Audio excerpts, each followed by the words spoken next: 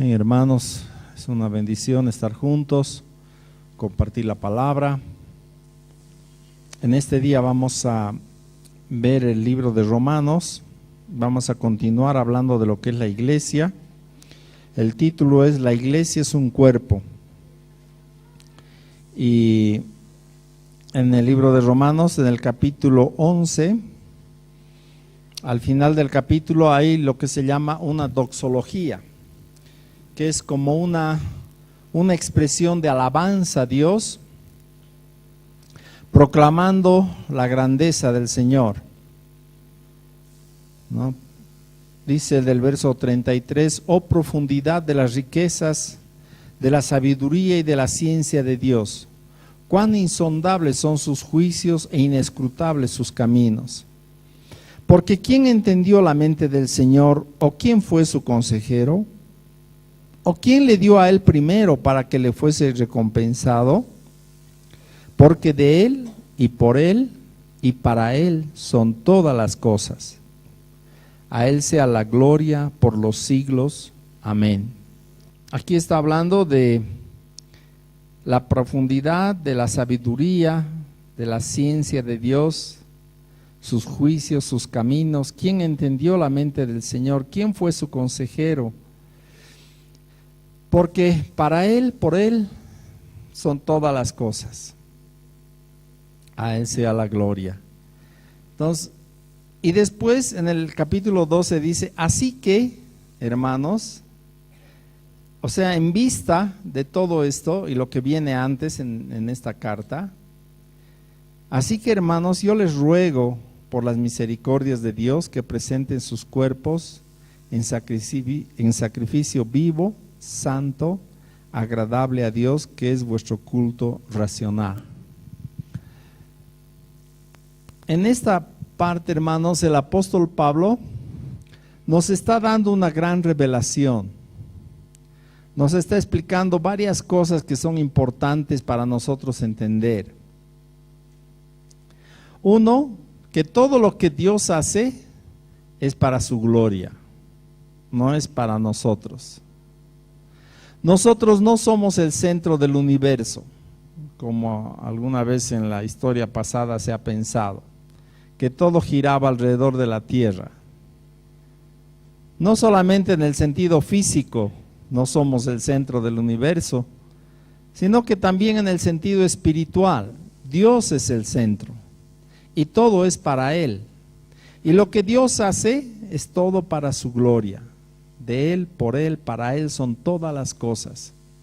Esto es importante entender, hermanos, porque si no, como muchas iglesias enseñan, pensamos que Dios está ahí para nosotros, que nosotros somos el centro de la atención de Dios y que Dios está ahí para complacer nuestros deseos. Algunos piensan en Dios como el genio de la lámpara maravillosa, que le frotan, le piden lo que quieren y el genio produce, ¿no? Hablan así en términos de prosperidad, de tener posesiones materiales, como que Dios está ahí solamente para complacer lo que nosotros queremos. Y eso está equivocado, porque aquí hemos leído que todo es para Él, todo es de Él y es para Él. Y todo lo que Él ha creado ha sido para su gloria. Si alguna vez tienes una pregunta en tu corazón acerca de por qué Dios hace algo o para qué hace algo, ahí está la respuesta. Es para su gloria, para que Él sea glorificado en todas las cosas, aún en nuestras debilidades, hermanos.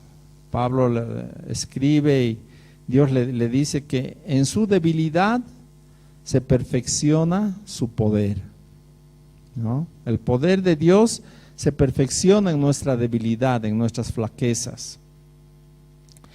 Y luego Pablo empieza a hablar de que si es que todo es para Dios y es para su gloria, entonces, hermanos, ustedes presenten sus cuerpos en sacrificio vivo.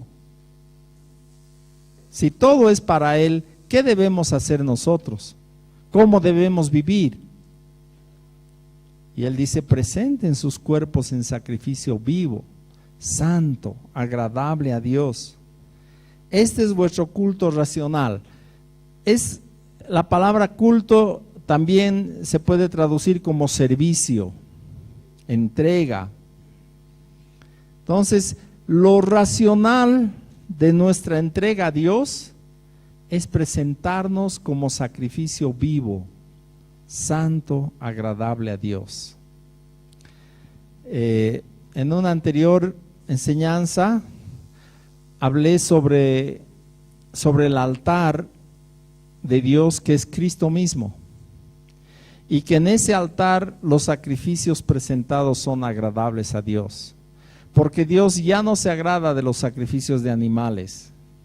Los judíos todavía están pensando en reconstruir su templo para presentar ahí los sacrificios de animales que antes hacían, pero Dios no se agrada de eso. Ya no, esos sacrificios ya no están vigentes, si vale el término. El único sacrificio vigente es el que Cristo ha hecho en la cruz, una vez y para siempre. Y ya no necesitamos otro sacrificio. Pero nosotros hemos sido rescatados, como hemos leído en 1 Pedro, para ofrecer sacrificios espirituales aceptables a Dios por medio de Cristo. Y esos sacrificios, de eso está hablando este verso, es la entrega de nuestra vida a Él. Es nuestra consagración a Dios.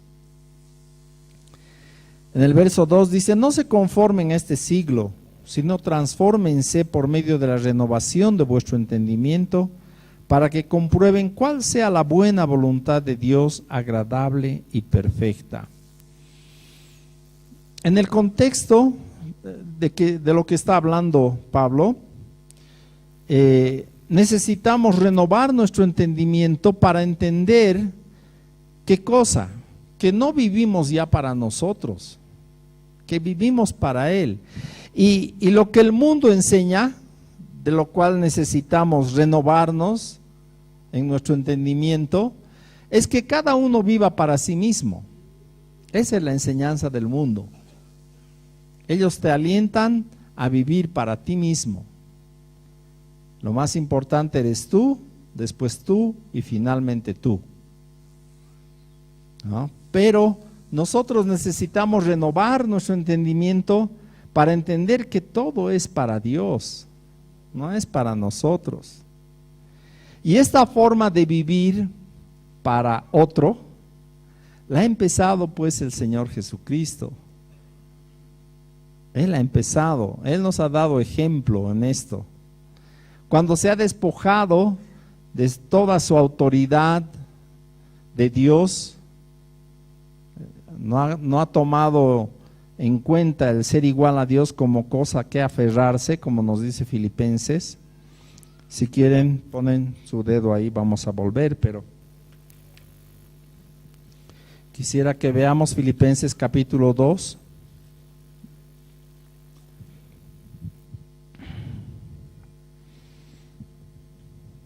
El verso 5 dice: haya pues en vosotros, Filipenses 2:5, haya pues en vosotros este sentir que hubo también en Cristo Jesús, el cual siendo en forma de Dios no estimó el ser igual a Dios como cosa a que aferrarse, sino que se despojó a sí mismo, tomando forma de siervo, hecho semejante a los hombres, y estando en la condición de hombre se humilló a sí mismo, haciéndose obediente hasta la muerte y muerte de cruz. Entonces, cuando Pablo dice: haya pues en ustedes, hermanos, este sentir que hubo también en Cristo, ¿qué tenemos que hacer? ¿Cuál es nuestra parte? ¿Cómo podemos nosotros gobernar sobre nuestro sentir? Es que eso depende de cómo piensas. Si tú piensas que tú eres el centro del universo, como todo el mundo piensa, que todo es para mí, entonces mi sentir va a ser ese, un sentir egocéntrico. Yo soy lo máximo y todo es para mí. Y si alguien no me da lo que yo quiero, entonces yo me enojo, ya no juego. ¿No ve? Esa es la actitud normal en el mundo. Pero Pablo nos dice, renueven su entendimiento. No se dejen llevar por esa corriente de egoísmo, de estar centrado en uno mismo. Renueven su forma de pensar y cambien su sentir. Haya en ustedes este sentir que hubo en Cristo, el cual siendo en forma de Dios no estimó el ser igual a Dios como cosa a que aferrarse. Eso, ¿qué pensarías si tú fueras en forma de Dios y tuvieras tu trono en el cielo? Eso sí es algo a lo cual valdría la pena aferrarse, ¿no? Pero el Señor no se aferró ni de eso, se despojó. Y hermanos, el Señor Jesús, cuando se hizo hombre, Él toda su vida fue sensible y dependiente del Espíritu Santo. Toda su vida fue así. El Señor Jesús, cuando a los 12 años se quedó en el templo y estuvo hablando con los maestros y sacerdotes, ellos quedaron asombrados de su sabiduría, dice. Y no era pues como hombre, era con la ayuda del Espíritu Santo. Cuando Jesús empezó su ministerio, se bautizó, fue bautizado por Juan el Bautista, y descendió el Espíritu en forma de paloma sobre él. Y después el Espíritu le llevó al desierto a ayunar 40 días, ¿se acuerdan? Entonces Jesús fue completamente sensible al Espíritu Santo. Y esa es la manera de andar, hermanos, para nosotros también. Nosotros necesitamos ahora andar en el Espíritu Santo, ser obedientes y sensibles al Espíritu de Dios. Él nos va a enseñar cómo pensar de nosotros mismos, ¿no? Y cómo pensar de Dios y cómo pensar de los demás. Y esto es muy importante, porque tú, según cómo pienses de Dios y de ti mismo, así vas a actuar con los demás. Si tú piensas que tú eres la gran cosa y que Dios está ahí para atender tus requisitos, entonces vas a ser una persona bien orgullosa y centrado en ti mismo y demandante, y no vas a tener amor. Para tener amor, uno tiene que salir de sí mismo. Si estás mirándote solo a ti, eres incapaz de amar. Solamente se puede amar cuando miramos afuera y nos enfocamos afuera. Y otra vez, Cristo es nuestro ejemplo. Si Jesús se hubiera quedado mirándose a sí mismo, a ver, ¿quién se miró a sí mismo? ¿Se acuerdan? Alguien que se miró a sí mismo y se quiso exaltar. Satanás. Satanás se miró a sí mismo y se vio tan lindo y dijo: yo soy lo máximo, me voy a ir a sentar en el trono de Dios. Y Dios tuvo que juzgarlo y cayó como una estrella del cielo a la tierra.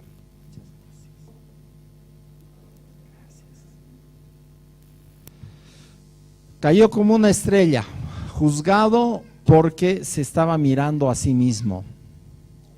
Cristo, si se veía a sí mismo, se hubiera quedado en su trono, ¿verdad? No nos hubiera amado, podido amar siquiera. Dios muestra su amor en que, aun siendo nosotros pecadores, Cristo dejó su trono y vino, se hizo hombre por nosotros. Eso es lo que acabamos de leer, ¿no? De tal manera amó Dios al mundo que dio a su Hijo. El amor de Dios se muestra en que Dios mira fuera de sí mismo. Para amar tienes que mirar fuera de ti mismo. Esta es una obra del Espíritu Santo. Nuestra carne nos lleva a mirarnos solo a nosotros. El Espíritu nos lleva a mirar al prójimo.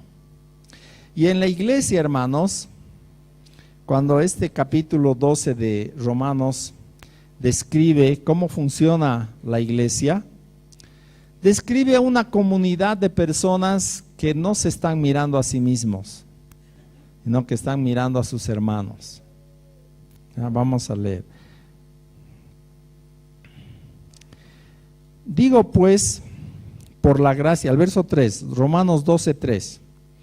Digo pues, por la gracia que me es dada, a cada cual que está entre vosotros, que no tenga más alto concepto de sí que el que debe tener, sino que piense de sí con cordura, conforme a la medida de fe que Dios repartió a cada uno. O sea, que esta forma de pensar, de no mirarte a ti mismo, sino mirar afuera y amar a otros, esa forma es la forma con cordura, con sanidad. La forma de mirarse a uno mismo y vivir para sí mismo, esa forma de pensamiento y de vida, es una forma sin cordura, en otras palabras, loca. Cuando uno piensa de sí mismo como lo máximo, está enloqueciendo para Dios. Dios lo ve así. Entonces, Pablo dice, hermanos, por la gracia que me es dada, yo les digo a ustedes, no tengan más alto concepto de sí mismos que lo que deben tener. No se crean la quinta maravilla, en otras palabras. No se crean más de lo que son. ¿No? Algunos, viendo el hecho de que Dios dio a su Hijo por mí, piensan, yo soy lo máximo. Y no es así. Dios nos amó no porque éramos lo máximo. Dios nos amó porque Él se motivó en sí mismo para amarnos, sin que nosotros lo merezcamos. Amén. Entonces, nuestro pensamiento de nosotros mismos debe ser con cordura. Este es el mayor obstáculo para el amor. Cuando yo pienso de mí mismo como lo máximo, no puedo amar, estoy incapacitado de amar. Más bien, quiero que todos me amen a mí. Y pienso que todos deberían amarme a mí porque yo soy lo máximo. ¿No ven? Eso para Dios es locura. Estás desquiciado. Necesitas volver a la sanidad, a estar cuerdo. Necesitas ser una persona cuerda, pensando de ti mismo frente a Dios como que no eres merecedor de su gracia y su misericordia. Y si Dios te ha dado algo, es por eso, por gracia y misericordia que nos ha amado, no porque nosotros hayamos sido lo máximo. Entonces, el amor de Dios es para enseñarnos a nosotros también a amar. Y después Pablo empieza a hablar del cuerpo, de la iglesia está hablando. Está comparando a la iglesia con un cuerpo. Dice, porque de la manera que en un cuerpo, verso 4 de Romanos 12, porque de la manera que en un cuerpo tenemos muchos miembros, pero no todos los miembros tienen la misma función. Así nosotros, siendo muchos, somos un cuerpo en Cristo, y todos miembros los unos de los otros. Entonces, aquí hay algunos asientos, hermanos, si quieren pasar los que están atrás, los que están parados, aquí adelante hay asientos.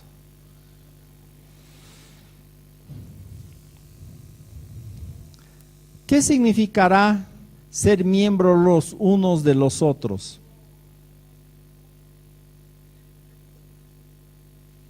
Podía decir, todos somos miembros del cuerpo de Cristo y punto. Pero no dice eso, dice, somos miembros los unos de los otros. Significa que tú eres miembro de todos y todos son miembros de ti. y que estamos relacionados en esta forma. En la iglesia nadie puede ser llanero solitario. Nadie puede vivir centrado en sí mismo, para sí mismo, y que nadie más se entere de su vida. Al menos no debería ser así. Puedes hacer eso, ¿no? Puedes aislarte de todos, no hablar con nadie, entrar tarde, salirte temprano y que nadie sepa de vos, qué es de tu vida. Pero no ese es el plan de Dios. El plan de Dios es que la iglesia sea un cuerpo donde todos sean miembros los unos de los otros, estemos relacionados. Y más aún, habla de que cada miembro tiene una función específica, propia. No todos tienen la misma función, pero cada uno tiene una función. Y conforme a esa función debería funcionar en el cuerpo. Yo no sé si te has preguntado cuál es tu función en el cuerpo. Hay muchas funciones y no son todos iguales.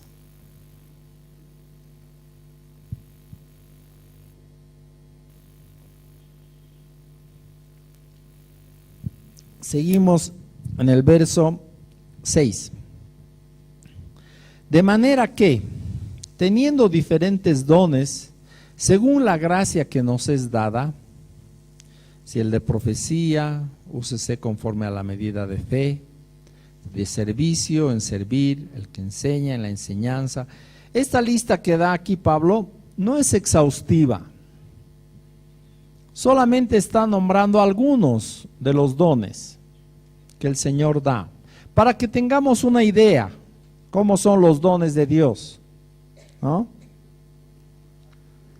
Según la gracia que nos es dada. Esta gracia la da Dios. En realidad el Espíritu Santo nos da dones. ¿Para qué son los dones?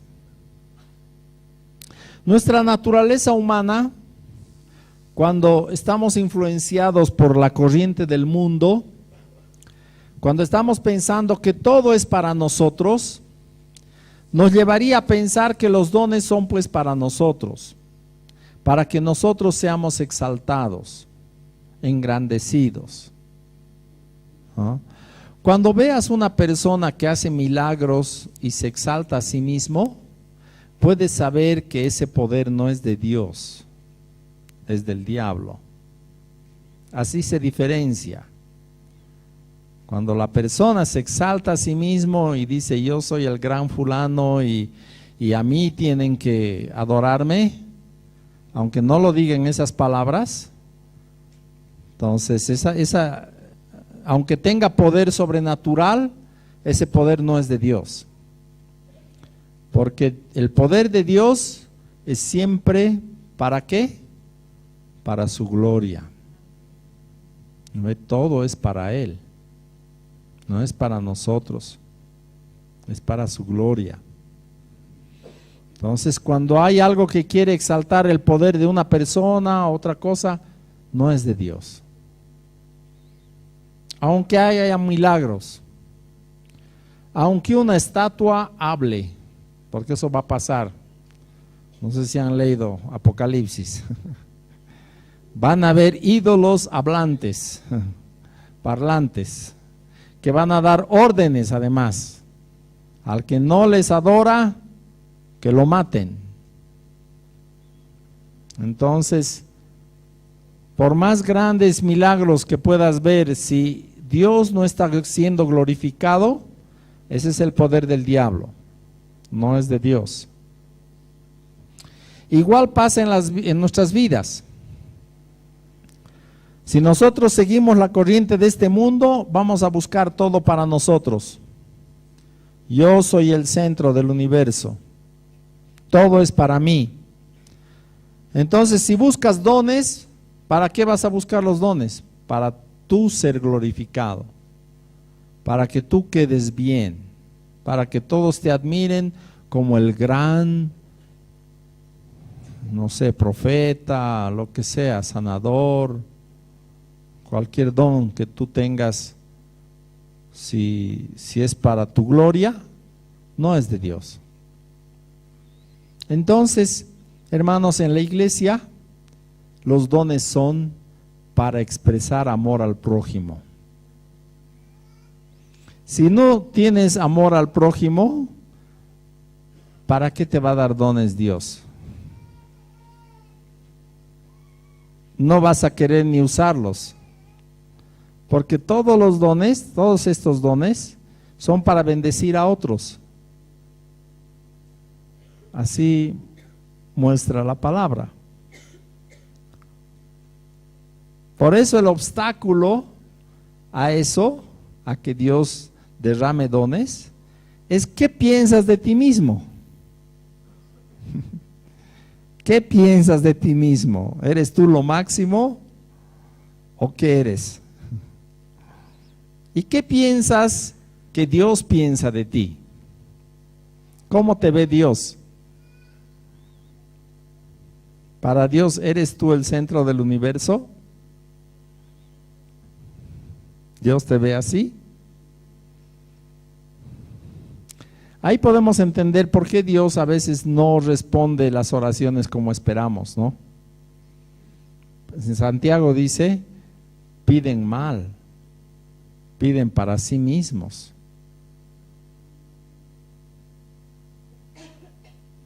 Y se pelean hasta con Dios cuando Él no les da lo que quieren. Somos como hijos engreídos, malcriados. Hemos pensado que todo es para nosotros. Si tú estás criando así a tus hijos, estás criando maleantes, por si acaso. Si tú estás haciéndoles pensar a tus hijos que todo lo que quieren les tienes que dar, estás criando maleantes. Cuando sean adultos, ellos van a querer seguir teniendo todo lo que quieren. Y ahí uno se vuelve ladrón, asaltante, etcétera. Entonces, es bueno que nuestros hijos sepan que no pueden tener todo lo que quieren. Eso es bueno. Y nosotros también necesitamos saber eso de parte de Dios. Lo que Él quiera darme está bien. Y lo que Él no quiera darme también está bien. Y no me voy a pelear con Dios porque no me ha dado lo que yo quería. Todo es para Él, no es para nosotros. Él da gracia a cada uno. Entonces puede ser profecía, úsese conforme a la medida de la fe. La profecía es dar una palabra de parte de Dios. Y obviamente tiene que ser dada con fe. Porque sin fe, ¿cómo vas a ser usado por el Espíritu? Casi todo esto es por medio de la fe. Si de servicio en servir, el que enseña en la enseñanza, el que exhorta en la exhortación, el que reparte con liberalidad, el que preside con solicitud, el que hace misericordia con alegría, el amor sea sin fingimiento, aborrezcan lo malo, sigan lo bueno, ámense los unos a los otros con amor fraternal, en cuanto a honra, prefiriéndoos los unos a los otros. ¿Qué está diciendo la Escritura? Esta es la forma de vivir de un cristiano, hermanos, en amor fraternal, enfocado en las otras personas, en cómo servir, en cómo edificar otras vidas, cuidando unos de otros. Esto de preferirse unos a otros, ¿cómo es? Es que no te prefieras a ti mismo, no vivas para ti mismo. Muchos vivimos enfocados en nosotros mismos, no es la manera cristiana de vivir. El Señor Jesús ha sido ejemplo en despojarse a sí mismo, enfocarse en nosotros y venir a poner su vida en rescate por nosotros. Esa es la manera de un cristiano. Nosotros tenemos que vivir así. enfocados en las necesidades de los otros, cubriendo otras vidas, apoyando a otras personas, a los que tienen necesidad entre nosotros. Primero dice que hagamos bien a los hermanos de la fe. Y si nos alcanza a los de afuera, también podemos hacerles bien. Pero primero a los que están entre nosotros, ¿verdad? Enfocados, amaos los unos a los otros. El amor sea sin fingimiento. Aborrezcan lo malo, sigan lo bueno. En esta visión de santidad que Dios ha dado a la iglesia, ¿se acuerdan cuál es la ley de la casa que hemos leído? Dice, todo alrededor será santísimo. Si todo alrededor de la casa es santísimo, ¿cómo será lo de adentro? Más santo todavía. Y tú eres la casa de Dios. ¿Dónde vive Dios? Si quieres tocar la puerta de Dios, ¿dónde tienes que tocar? ¿Qué timbre? Es nuestra vida. Nosotros somos su habitación. Entonces, todo en cuanto a esta casa es santísimo. Por eso dice, aborrezcan lo malo y sigan lo bueno. Si todos tenemos la misma visión de lo que ¿qué es lo bueno? Es lo que agrada a Dios.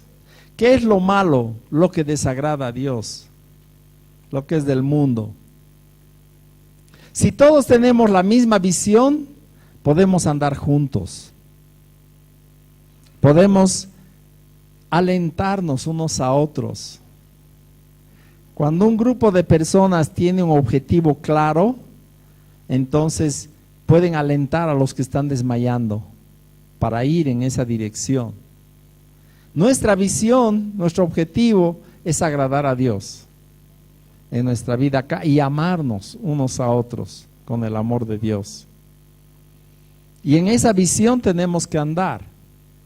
Esa es la visión que Dios nos ha dado para ayudarnos, apoyarnos unos a otros y caminar hacia Dios, agradándole a Él.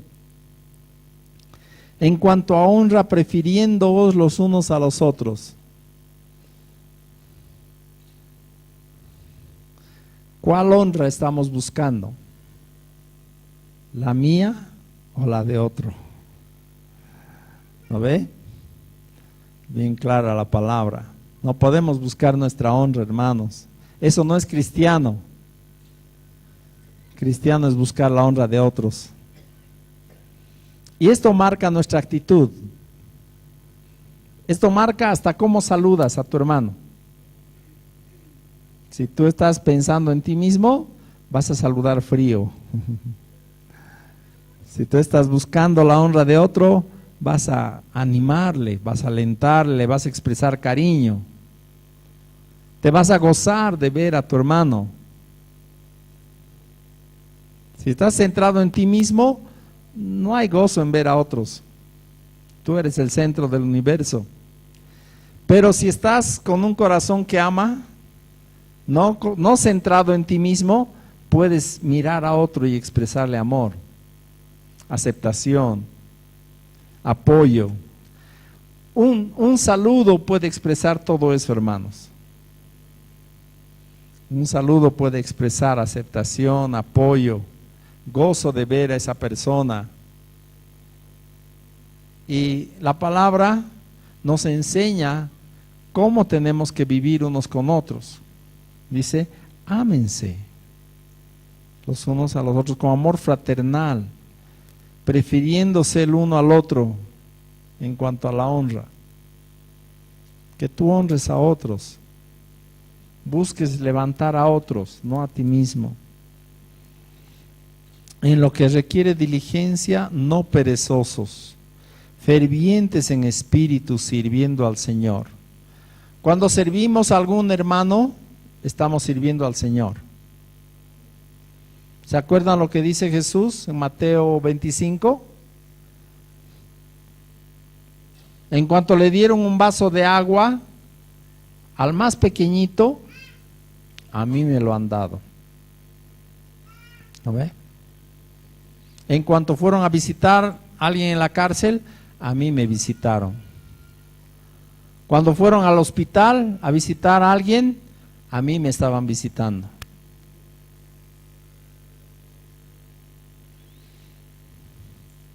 Entonces hay cosas aquí que requieren diligencia, hermanos, que requieren que nos pongamos las pilas, que no seamos perezosos. Es fácil dejarse gobernar por la pereza y no hacer nada. ¿Debería yo ir a atender a fulano? Lo peor que puedes hacer es no hacer nada. Eso es lo peor que puedes hacer. Así que si algo haces, aunque no lo hagas perfectamente, algo bueno va a resultar, si Dios está contigo además. Entonces, si tienes dudas, hazlo. Dale. En lo bueno, ¿no ve? Lo que es para servir. Dios ha puesto en tu corazón ir a ayudarle a alguien, hazlo, no dudes. Sé diligente en eso.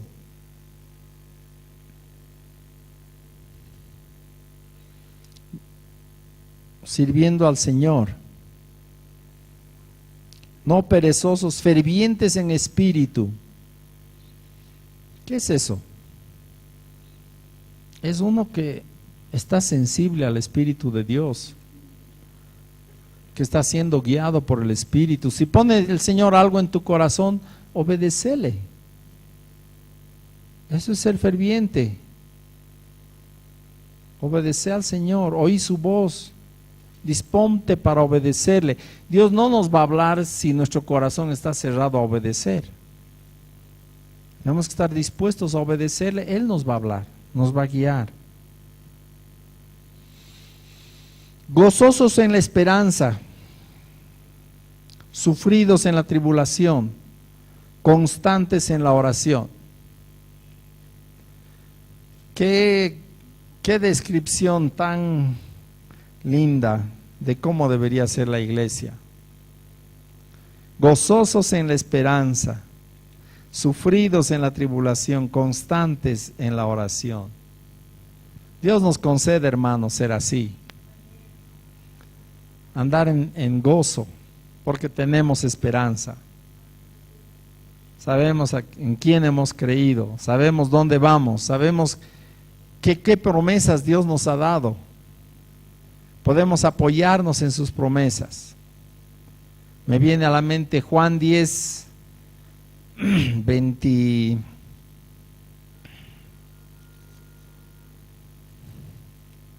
27 creo que es. Cuando Jesús está hablando de sus ovejas, dice el 27 y el 28, Juan 10, 27, 28. Mis ovejas oyen mi voz y yo las conozco y me siguen. Y yo les doy vida eterna y no perecerán jamás, ni nadie las arrebatará de mi mano. Solo en esa promesa podemos gozarnos todos los días. Todo el día podemos gozarnos en esa promesa. Que estamos en su mano y nadie jamás nos va a arrebatar de ahí y no vamos a perecer jamás. Una frase que dice Jesús, pero tan sustanciosa. Yo les doy vida eterna y no perecerán jamás, ni nadie las arrebatará de mi mano. Mayor seguridad que esa no puedes tener. Y nadie puede menoscabar eso. No hay ningún gusano que se pueda comer, como ¿se acuerdan de Jonás y su calabacera? Un gusano se lo comió la raíz y se murió. Y quedó al descubierto Jonás. Desmayaba con el sol, dice. Aquí la mano de Dios agarrándonos, nadie la puede abrir. Nadie puede vencer a Dios. Estamos en su mano. Él nos tiene en su mano. Gozosos en la esperanza, sufridos en la tribulación. Hermanos, en este mundo va a haber tribulación, de una u otra forma. ¿Y cuál debe ser nuestra reacción? Ay, miren lo que me han hecho a mí, pobre. Soy la víctima de estos mundanos. Tienes como cristiano que saber sufrir. El pecado de otros nos va a afectar mientras estemos en este mundo. Tú no has pecado, pero otro ha pecado y te ha afectado a ti. Tenemos que ser sufridos en la tribulación. En otras palabras, aguantar lo que venga y Dios nos va a sacar adelante. ¿No? Hasta en el mundo hay un dicho, dice, no hay mal que dure 100 años. ¿No ve? El Señor no nos va a hacer esperar 100 años. A veces permite que seamos atribulados. Tenemos que salir adelante. Constantes en la oración. ¿Cada cuánto oras, hermano? Aparte de dar gracias por los alimentos, digamos, ¿no? Eso no cuenta. ¿Cada cuánto buscas tú a Dios en oración? Esto es muy importante. Este es el centro de la vida de la iglesia. Sin oración no somos iglesia, hermanos. Dios identifica su iglesia como una casa de oración. Para el Señor eso es su iglesia, una casa de oración. Para todas las naciones, además, dice. Tenemos que traer de todas las naciones a la casa de Dios. Que aprendan a orar, a buscar a Dios. Que aprendan a hablar con Él, a depender de Dios. La oración es diálogo. La oración es diálogo, donde Dios te habla también a ti. Tú le hablas a Dios, tú le escuchas, Él te escucha y Dios te habla y tú le escuchas. La oración es un diálogo. Entonces, cuando oramos, tengamos un corazón abierto para escuchar también de Él. Dios no nos va a hablar con palabras audibles, al menos normalmente, pero nos va a hablar en el corazón. Pone cosas concretas en nuestro corazón. Y nuestra vida cristiana, hermanos, se trata de aprender a escuchar la voz de Dios, a discernir cuándo es mi pensamiento y cuándo es la voz de Dios. Por eso no creo en esa visión dicotomista que dice que el hombre es cuerpo y espíritu. El hombre es cuerpo, espíritu y alma. Porque nuestra alma está en nuestros pensamientos y son diferentes del Espíritu de Dios. Y necesitamos discernir la diferencia. Porque si yo pienso que mis pensamientos son la palabra de Dios, me voy a perder. Voy a hacer macanas. No es lo mismo mis pensamientos que la palabra de Dios. Y tenemos que discernir la diferencia. Aunque yo piense que debería hacer algo, si Dios dice que haga otra cosa, tengo que poder discernir y obedecer a Dios. Y eso es muy importante. Mientras estemos aquí tenemos que aprender a discernir su voz. Dios quiere hablarnos, Él quiere revelarse a nosotros. No está callado. Nunca ha estado callado. Pero la cosa es a quién estamos escuchando. Necesitamos abrir nuestro corazón para escucharle a Él y obedecerle. Verso 13, Romanos 12:13. Compartiendo para las necesidades de los santos, practicando la hospitalidad. Hermanos, nuestro amor hacia Dios tiene que traducirse en servir a los necesitados. Si amas al Señor, vas a amar a tu hermano. Si no amas a tu hermano, no amas al Señor. Eso dice Primera de Juan. ¿Cómo vas a decir que amas a Dios si al que está ahí cerca, que lo estás viendo sufrir, no lo amas? No le apoyas. Si ves a tu hermano padecer necesidad, apóyale. Eso expresa tu amor por Dios. En resumen, el amor que Dios nos ha mostrado en Cristo, en su sacrificio, en su entrega, ha sido un amor fruto de su incomodidad. Si Él se hubiera quedado cómodo en su trono, no hubiéramos tenido ese ejemplo de Cristo, de poner su vida por nosotros. Si Él ha puesto su vida por nosotros, nosotros debemos poner la nuestra por los hermanos. Y esa es la manera en que un cuerpo funciona. Un cuerpo funciona cuando nos amamos y nos servimos por amor. Y estamos centrados no en nosotros, sino en otras personas. Amamos fuera de nosotros. Vamos a tener la Santa Cena. Vamos a ponernos en pie, vamos a entregar de tiempo al Señor.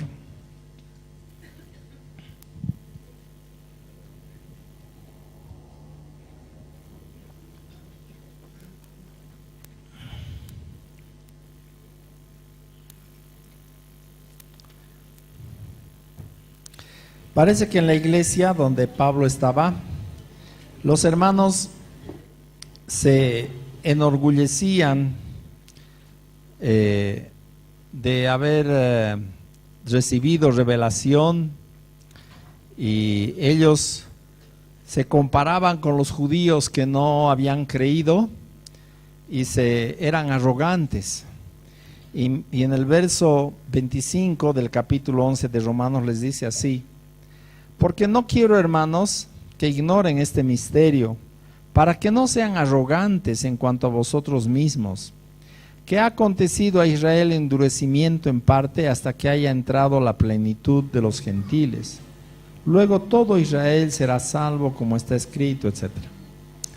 Entonces, parece que había una arrogancia aún en el ser cristianos, en el creer. Uno puede ser arrogante. Uno puede decir: yo soy mejor que los otros, que los demás. Yo tengo mayor revelación. Y Pablo les dice: hermanos, no sean arrogantes en cuanto a ustedes mismos. El Señor quiere que seamos humildes, sencillos, con el gozo de la salvación en nuestro corazón, pero alcanzando a otros, no centrados en nosotros. Amén. Señor, te damos gracias por tu palabra, te damos gracias por ser ejemplo para nosotros en amor, en entrega, en hacer misericordia con nosotros. Señor, enséñanos a amar sin fingimiento, enséñanos a amarnos unos a otros con amor fraternal. Enséñanos a preferirnos unos a otros en lugar de a nosotros mismos. Enséñanos a ser diligentes, fervientes en espíritu, gozosos en la esperanza. Señor bendito, danos tu gracia para andar de esta manera. Que tu iglesia sea agradable a tus ojos, Señor. Nuestra vida sea agradable a tus ojos. Complazca tu corazón. Te damos gracias por este tiempo juntos. Te damos a ti el honor y la gloria. Queremos participar del pan, del vino, con un corazón agradecido. Agradecidos por tu amor, por tu misericordia, por tu bondad.